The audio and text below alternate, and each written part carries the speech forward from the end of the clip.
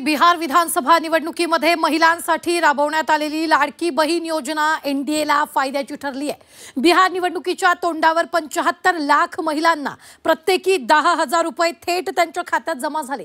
ही रक्कम कोणत्याही परतफेडीच्या बंधनाशिवाय थेट महिलांच्या बँक खात्यात हस्तांतरित करण्यात आली। हीच रक्कम बिहारमध्ये टर्निंग पॉइंट ठरल्याची चर्चा सध्या सुरू झाली आहे। पाहूया।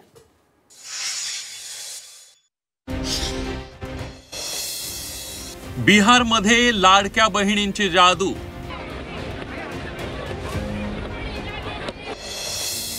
महिलांकडून सत्ताधाऱ्यांच्या पदरात मतांचं दान।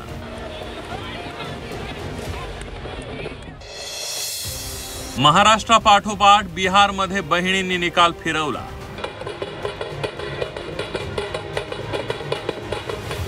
बिहार विधानसभा निवडणुकीत भाजप प्रणित राष्ट्रीय लोकशाही आघाडीने विक्रमी बहुमत मिळवलंय।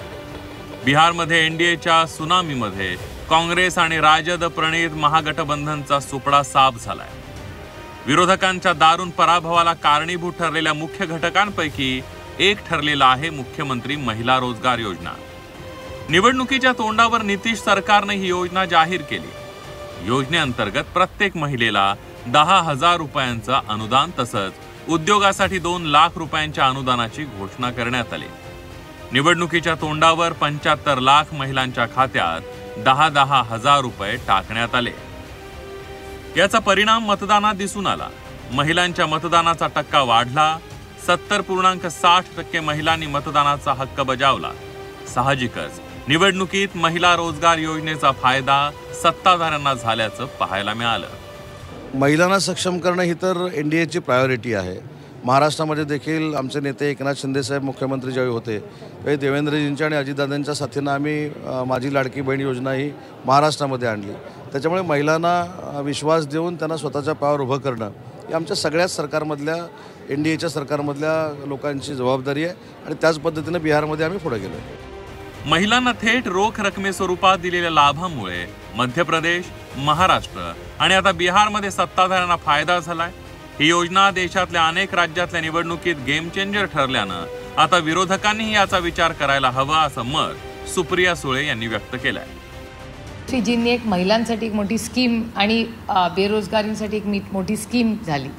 त्याच्यानंतर त्याचे मला असं वाटतं 10,000 रुपये बऱ्याच अकाउंट्सला देण्यात आले। तसंच म्हणजे भारतीय जनता पक्ष स्वतःच तुमच्या चॅनलवर म्हटलेलं आहे की लाडकी बहीण योजने जी झाली त्याच्यामुळे महाराष्ट्रात खूप मोठा इम्पॅक्ट झाला। मध्य प्रदेशचे जे सरकार आलं त्याचं क्रेडिट त्यांना देतं आणि कालच माझ्या दिल्लीच्या पेपरात वाचनात आलं, महाराष्ट्रात आलं की नाही माहिती नाही मला, पण की मध्य प्रदेशमध्ये लाडकी बहीण योजनेचे पैसे आता वाढवत आहेत आणि ते 2028पर्यंत चालतील। तेव्हा त्यांची लोकसभा विधानसभा तेव्हाच येते। हा योगायोगी असू शकतो, मी काय आरोप करत नाही कुणावर, पण हे सगळं हा एक असू शकतो का एक इम्पॅक्ट ह्याचाही विचार आम्हाला करावा लागेल।